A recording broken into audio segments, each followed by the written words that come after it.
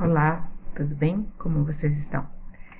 Mais uma vez, continuaremos nessa nossa série falando sobre a mediunidade, sobre a ciência. E hoje eu queria abordar como que isso começou, em que momento que nós começamos digamos, expandir essas faculdades que hoje é comum em todos os segmentos. Todos os lugares do planeta Terra, em todos os rincões, a relação do homem com o invisível sempre foi preponderante, desde os tempos primeiros, né? A sensibilidade é inerente ao ser humano, que nós chamamos hoje de mediunidade. Ela é, digamos, fisiológica. Por quê? A nossa sensibilidade, por ser tão natural de nós mesmos, né, é, é um produto do princípio inteligente. Nós somos produtos do princípio inteligente. Somos espíritos, somos indivíduos. Se nós começarmos a analisar lá no Antigo Testamento, nos primeiros tempos, veremos ali também presente em todos os instantes essa comunicação com o alto de uma forma expressiva. Isso não ocorre mais nos dias atuais. Nós não temos mais aquela comunicação ostensiva como, por exemplo, Moisés, né, no monte. Porque não precisa mais, nós expandimos a nossa consciência, nós fazemos o uso da razão com mais assertividade, e ouso dizer que, pela sensibilidade, nós fomos capacitados a acompanhar a lei do progresso. É através dessa nossa sensibilidade que hoje dizemos mediúnica, porque a criatura humana começou em determinado momento a questionar, a abstrair aqueles fenômenos que ela presenciava. Ora chovia, ora fazia sol. Quando vi um ser amado do grupo, da família, caía morto. E eles começaram, então, nesse momento, eu digo, a humanidade começa a fazer os seus questionamentos. E a partir daí foi cada vez mais se ampliando essa capacidade. Em primeiro momento foi de forma amorosa, mas sempre seguindo. E assim a humanidade foi vencendo etapas, sempre auxiliadas pelos nossos irmãos maiores, que eram mais evoluídos intelectualmente e que seguiam a rota também da evolução. Nesse longo caminho para nós, a curiosidade foi um fator preponderante para que nós desenvolvêssemos tanto a nossa parte moral como a intelectual. E isso começa então a ampliar a nossa mente, a nossa capacidade intelectiva. E aí, grandes construções que nós vemos hoje, através da arqueologia, e muitas ainda estão em pé, nós percebemos que já existia toda, digamos assim, a capacidade criacionista em todos os setores há muito tempo, Então, hoje nós olhamos as construções que existem no Peru, as pirâmides no Egito. Então, nós percebemos que ali existe uma inteligência muito mais evoluída, muito mais avançada do que nós estamos desenvolvendo agora, de uma outra forma, né? Mas nós sempre tivemos esses irmãos maiores na nossa retaguarda, que nos auxiliam tanto no envolvimento intelectual quanto no desenvolvimento moral. E em determinado momento, acredito que nós nos questionemos qual era o passo do nosso planeta antes da chegada de Moisés. A resposta é que nós temos isso, né, no povo de Israel, nós temos então, né, algumas perguntas. Como era o nosso globo antes de Moisés? E a resposta que temos sobre isso é que o povo de Israel, antes de Moisés, o povo esteve retido no Egito por 430 anos. Nosso questionamento prossegue. E antes do Egito? Como que era? Da onde surgiu? Como era o mundo? O que faziam? Qual era a origem desse povo que legou ao mundo 3 grandes religiões, que é o judaísmo, o cristianismo e o islamismo? Onde tudo começou? De onde surgiram? Jesus, nós sabemos, nasceu em Israel. Então vamos falar um pouquinho sobre como que foi o início da nossa civilização. Então vamos falar da Mesopotâmia, né? Foi onde surgiu a civilização, digamos assim, de fato, né? A Mesopotâmia era um grande coração, digamos assim, do planeta Terra, que acabou irrigando o sangue, né, de uma maneira para toda a humanidade. Lá floresceu a Suméria, né, onde tudo se iniciou. A civilização, a partir da Suméria, já traz o conceito de governo como reis. Isso aconteceu mais ou menos 3.500 anos antes da nossa era comum, ou como alguns dizem, antes da era cristã. Agora, assim, a Suméria, ela se expandiu de uma forma impressionante, chegando até o Vale do Indo, né, que é uma região da África, norte da Ásia, sul da Ásia, Mohenjo-Daro, enfim, né, espalhou ali por aquela região que hoje fica Iraque, Turquia, Irão, Egito, né, o Egito como um pedaço da África, por aquela região. E ali estavam homens que começaram a cultivar, os agricultores sumérios antigos cultivavam grãos e outras agriculturas em abundância. E esse excedente, né, digamos assim, de riqueza de alimentação, fez com que aquela população ficasse cada vez maior. E foi de lá também, ali nesse tempo, 3.500 anos aproximadamente, que surgiu a protoescrita, a escrita cuneiformes, que hoje são traduzidas. E nós vamos ter, assim, né, um conhecimento também que a Bíblia nos traz de cidades desse período, que são conhecidas como Erech, Sinar, Nimrod. Então, são cidades muito antigas desse tempo e são citadas na Bíblia. E assim começamos a ter uma ideia que não existe nada, absolutamente nada de novo debaixo do sol.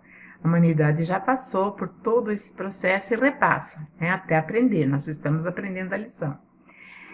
Nossa civilização se alastrou para além dos mares, né, chegando então a outros continentes, que é o caso das Américas. E cada vez que nós expandíamos nessa nossa exploração, aumentava também a nossa percepção do mundo invisível, a nossa sensibilidade de sentir o invisível, né?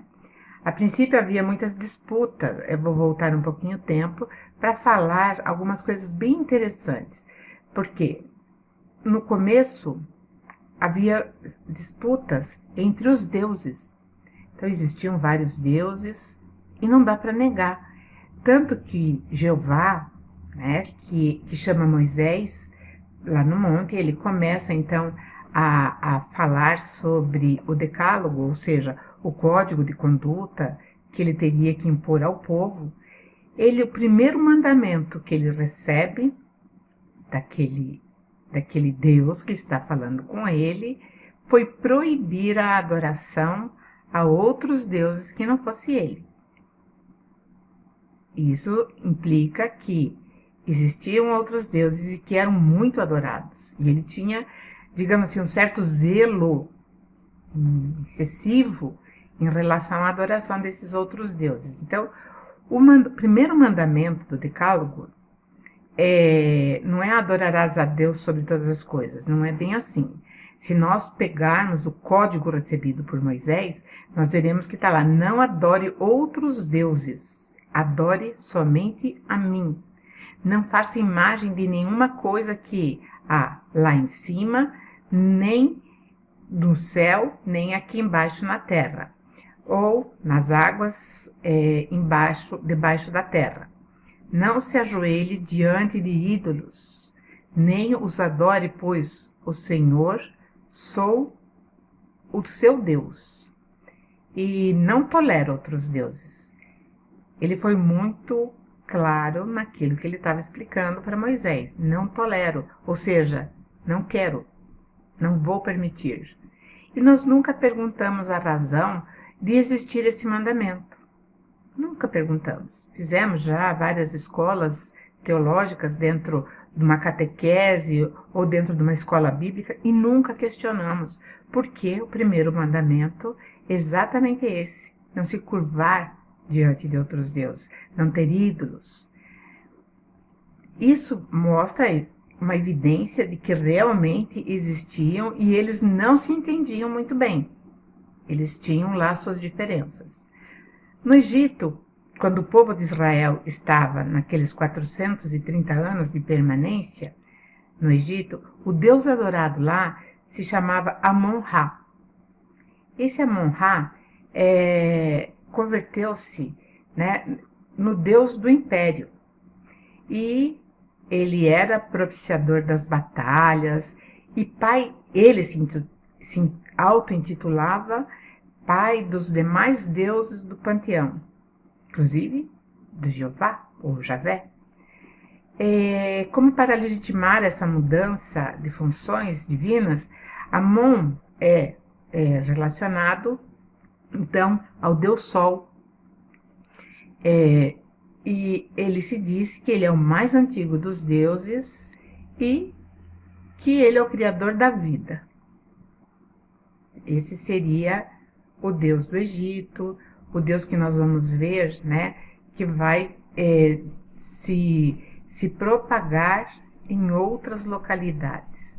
Essa jactância de Amon-Ra, que sai do Egito, trouxe muito desconforto, então, para Javé, que é o Jeová, porque a sua direção era outra, bem diferente do seu oponente, Amon-Ra, que, segundo os escritos antigos, alardeava que poderia dar também a vida eterna para aqueles que o adorassem.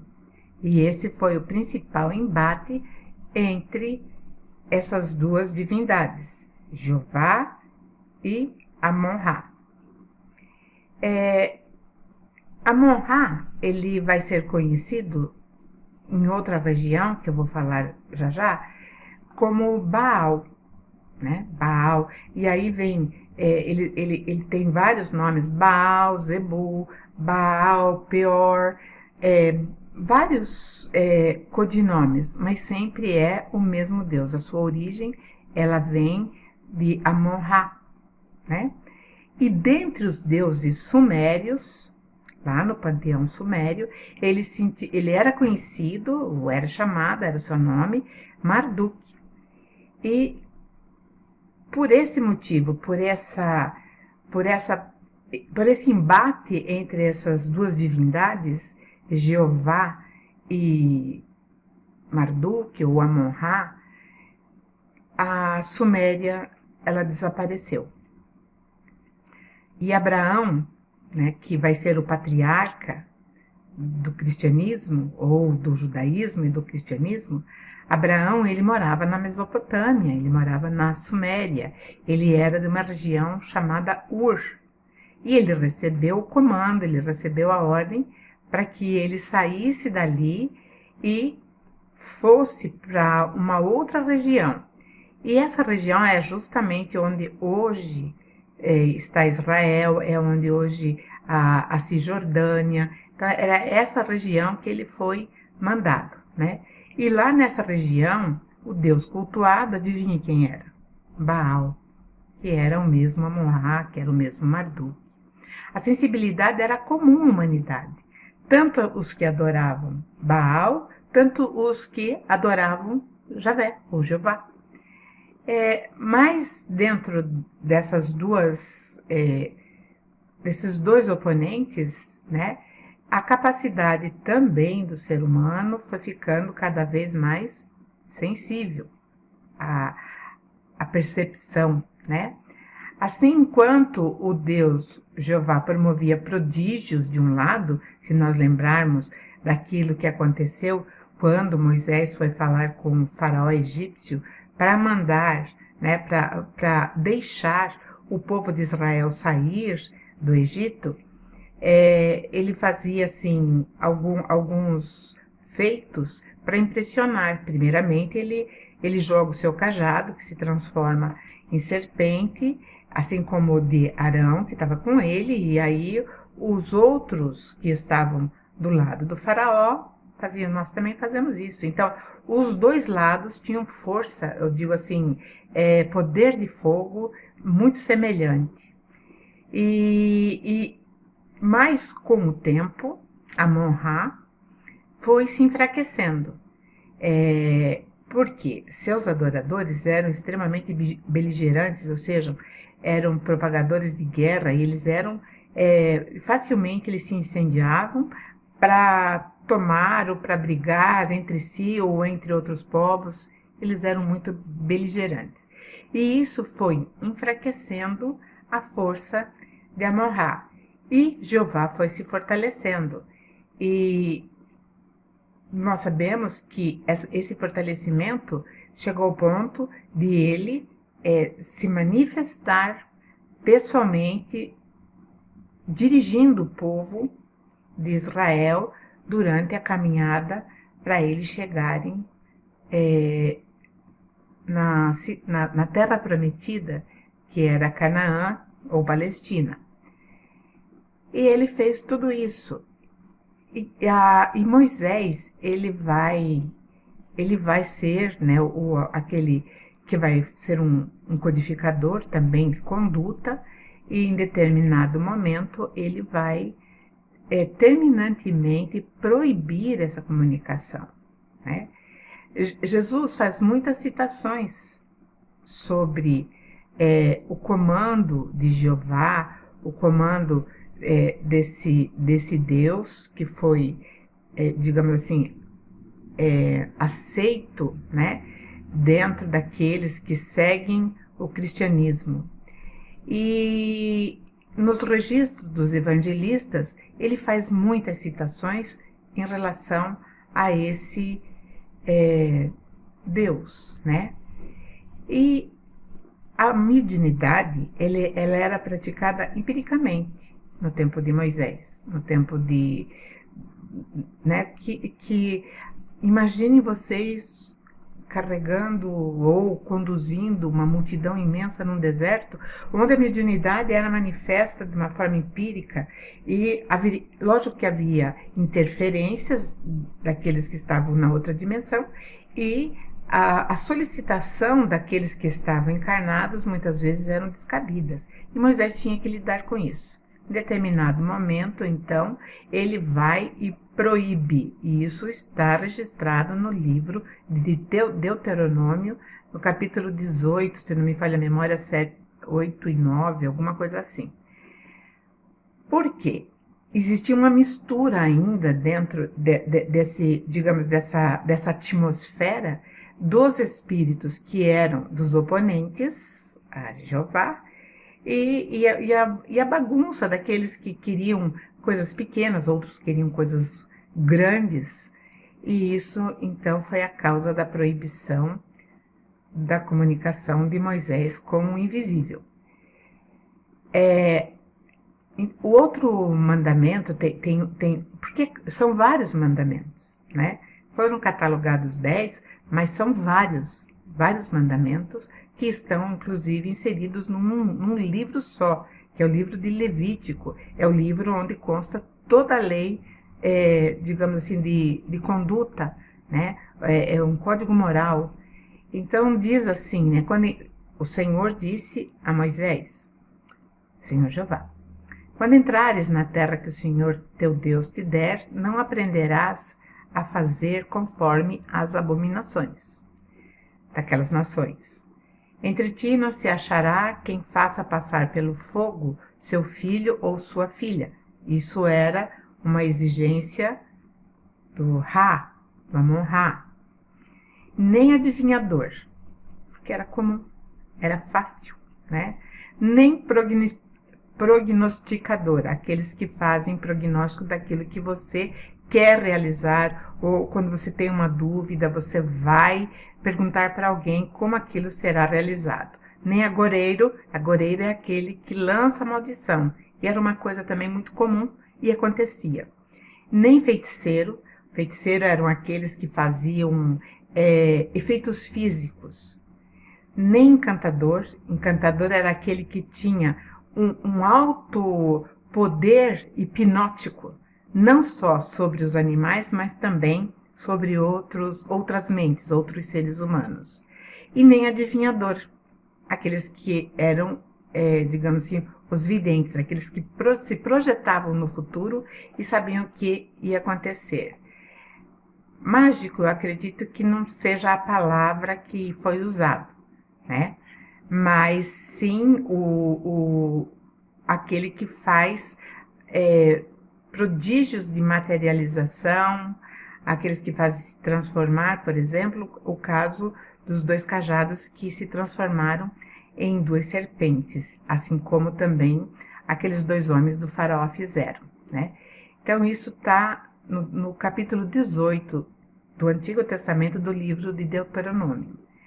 Mas nós vamos ver que os profetas também vão realizar a prática, né, da comunicação com o plano maior, com o invisível.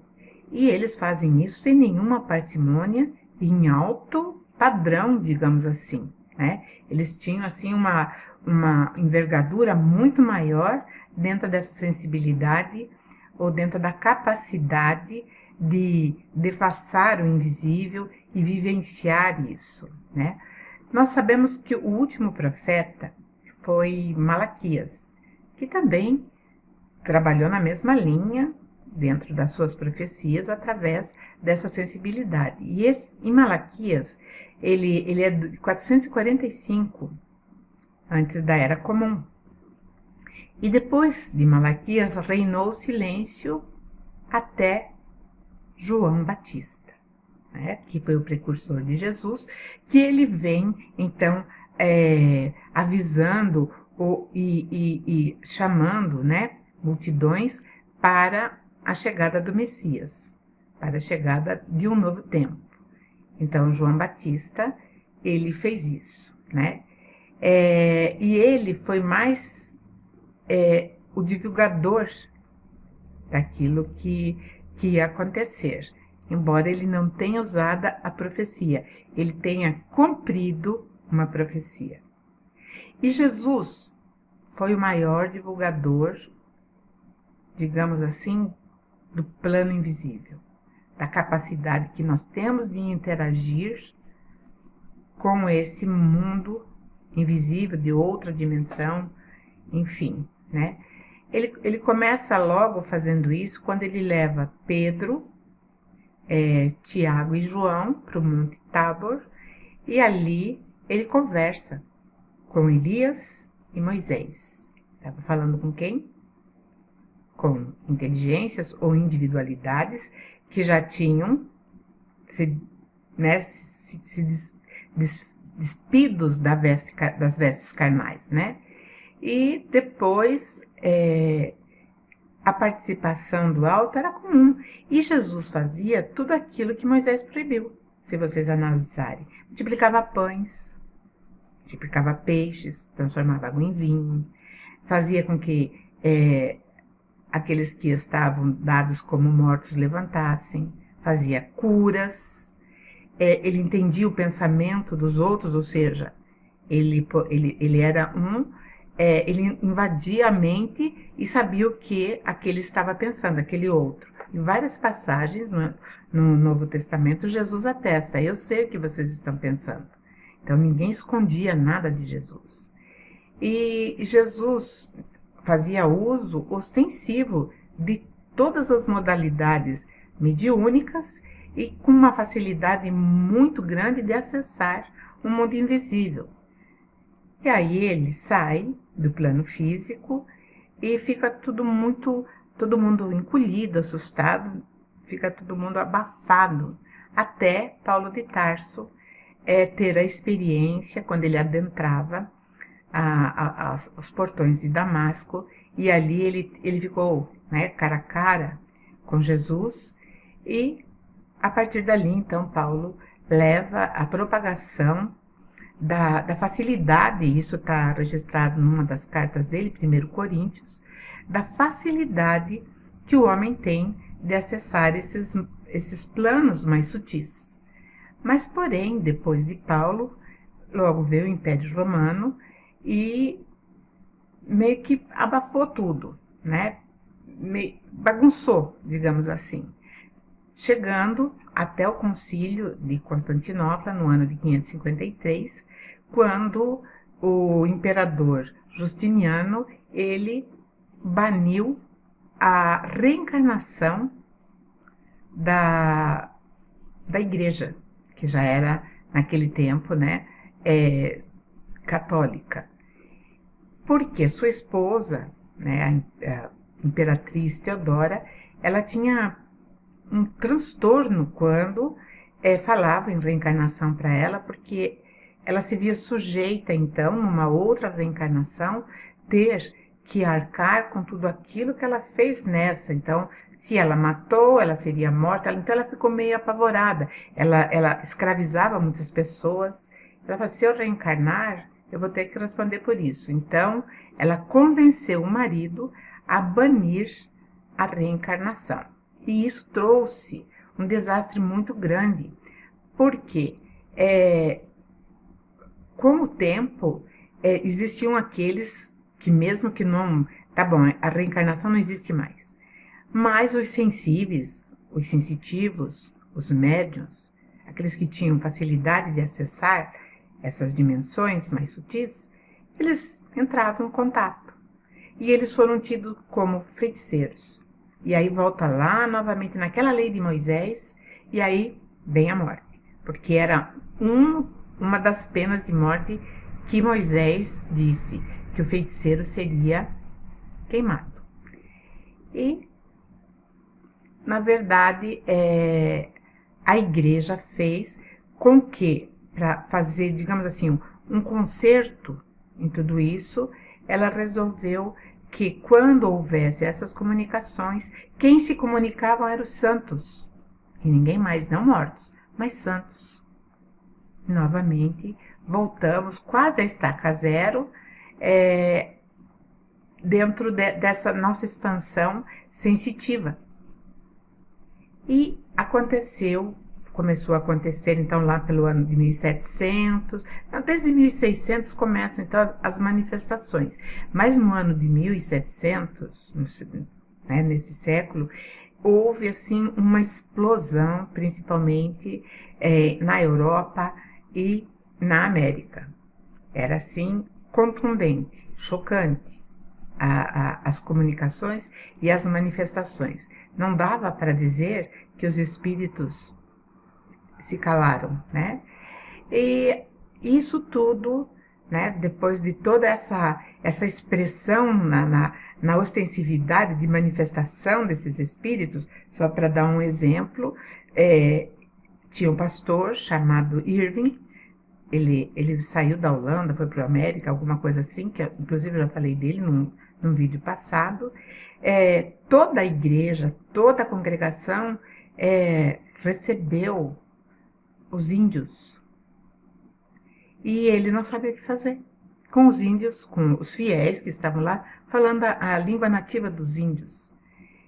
E a partir dali, então, não se calou mais, Aí necessitou, então, da humanidade receber um evento fabuloso, que foi deixado por Jesus, que é o Consolador Prometido. Esse Consolador Prometido veio novamente libertar a expansão da mente humana, mas isso ficará para o próximo vídeo. Eu agradeço a vocês e até lá!